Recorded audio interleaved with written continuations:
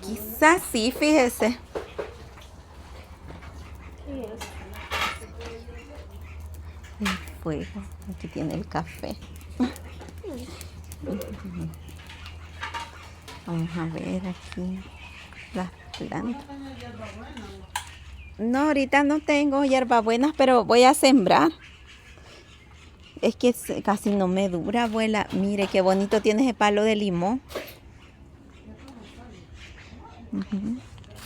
Esta es la hierbabuena. Qué rico, mamá. Siempre se le da a mi abuela. Yo me recuerdo que ella siempre mantiene hierbabuena. Se puede comer. Ay, sí, es de lavarla, huele riquísimo. Esta es la hierbabuena, ve. Miren, aquí tiene chiles y aquí tiene chile. Este es chile dulce, ¿verdad, abuela? Sí. Este es chile dulce, ¿va, abuela? Qué bonito!